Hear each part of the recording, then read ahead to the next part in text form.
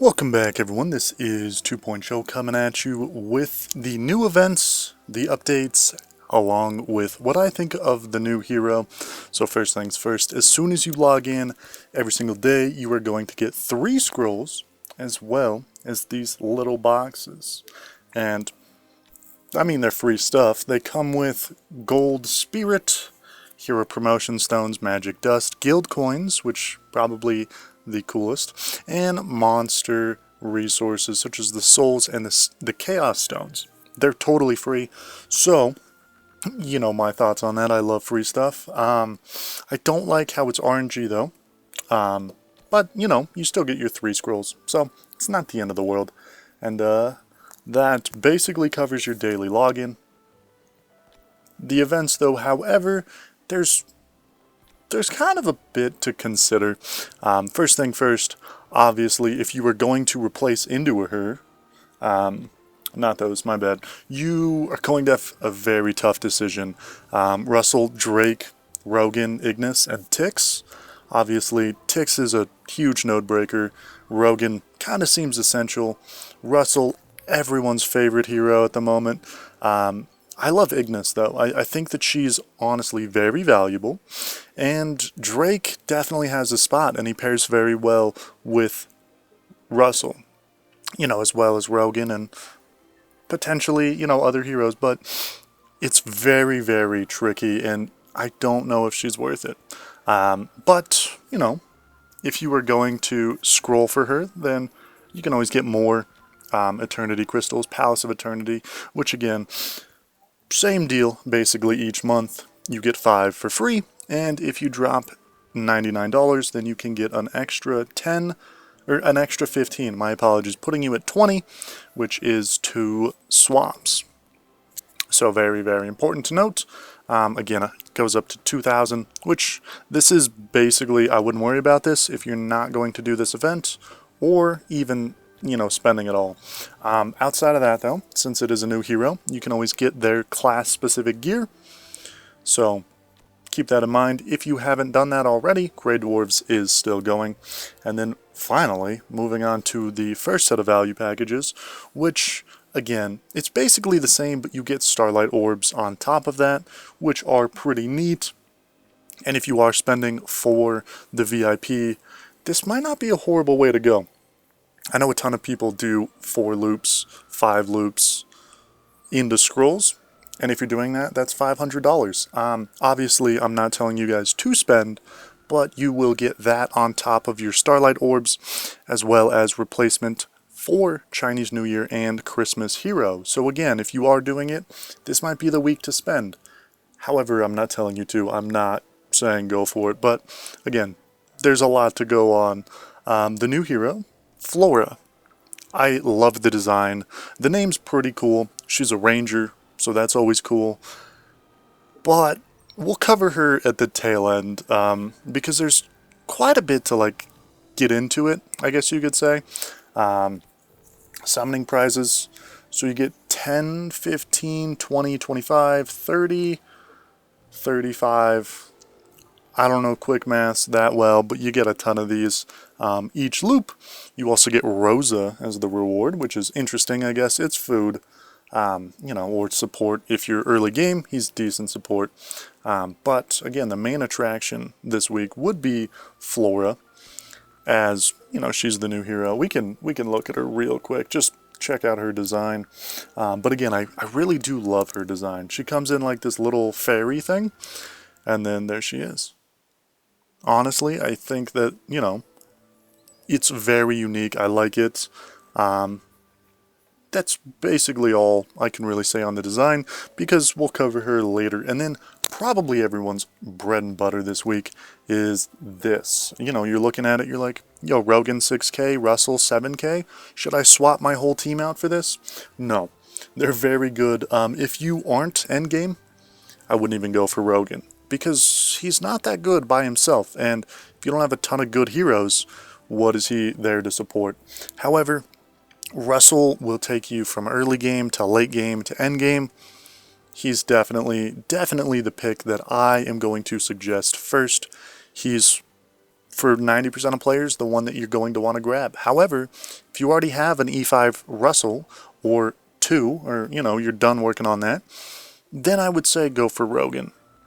He's kind of needed only if you're like endgame. But if you still need a Russell copy, go for that first, because Russell will help you a lot more and in more areas for sure. So again, that's my 2 cents. They're both amazing heroes for sure. I wouldn't say if you picked one up that you're at a loss. But again, 99% of the time, I would say go for Russell, unless if you already have a few. But then you probably don't need my information anyways. And then one thing that I do want to check is if Ignis is actually in here. Yes, she is. So they added Ignis to the shop as well. I didn't read the review or the, you know, notice this week, but she is in here. So if you guys need any more copies, this might be a pretty easy way to pick them up. And then that also leads us into the next part of the event. So again, you still have a week to claim these. Make sure to do it and claim your mid-autumn event. It's pretty amazing. Again, just checking, but I'm curious if Ignis is in here. And she is. She is 118. I feel like everyone was at 125 before. So again, they tweaked the odds a little bit. But, you know, if you need, it's in there now. So, moving on. This, again, if you're spending, awesome. And then this just explains a little bit how to get the boxes, which, you know, as you can see, the celebration packages leads us into the final little notice, which, honestly, I'm shocked. I was told that these were going to be priced differently, and I'm super glad that they're not. Those boxes are not worth it. However, the relics are. And, you know, you get 3,000 gems and 30 scrolls collectively if you spend $30. But, you know, you're getting extra resources and 45 relics. So for me alone, that's worth it, and I'll probably end up buying these. However, I'm not recommending anyone spend any money on a phone game. That's just me. And, you know, again, it does convert back into everything else that's going on this week. So for me, I can say, hey, it's worth it. So anyways, moving on to the main attraction of today, Flora.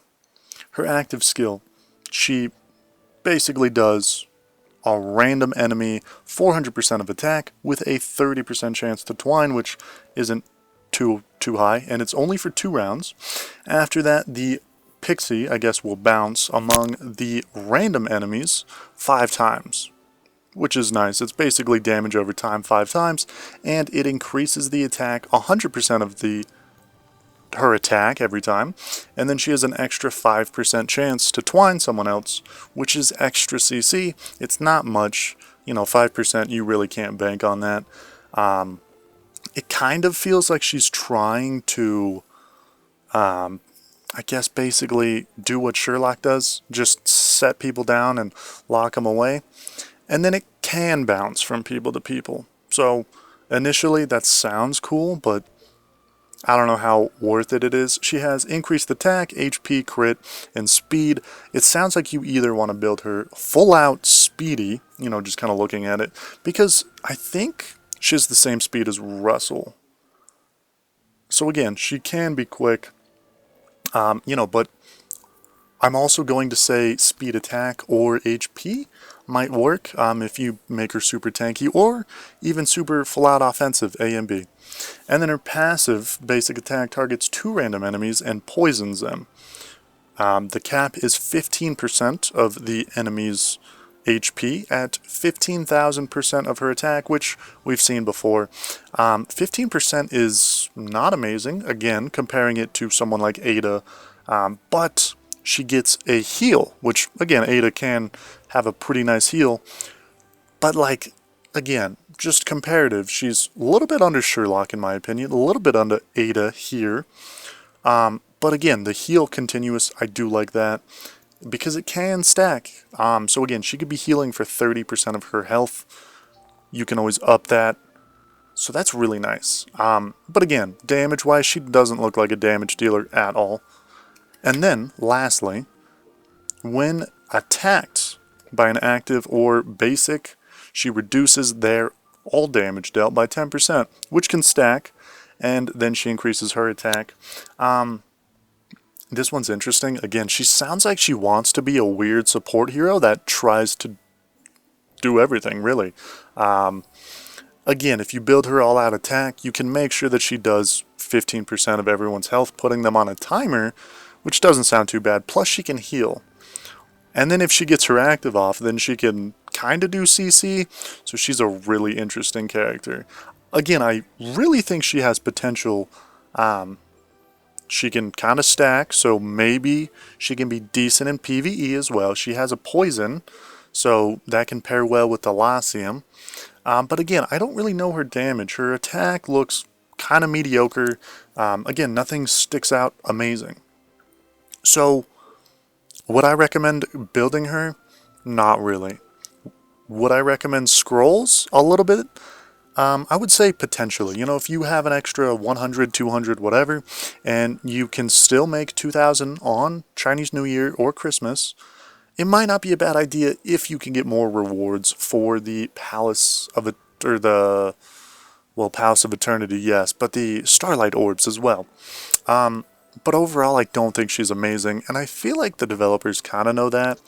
We'll have to see how she works in-game, but I don't really think many people are going to dive too deep. You might want to build one or two, you might want to build them super tanky, throw them on a tank team, or if you're more offensive, Augustus Magic Ball full offensive might be the way to go. But I don't really know, so let me know down below what you guys think. And I just want to check one last thing, if she got included into the Core of Transcendence, which I don't think so. I don't think anyone did. But that is going to wrap up today's video. I hope you all have a good one. Remember, stay safe out there, and save your gems. Don't be like me, who have 12 of these. Anyways, guys, take care, and I will see you all in the next one. Thanks for being here.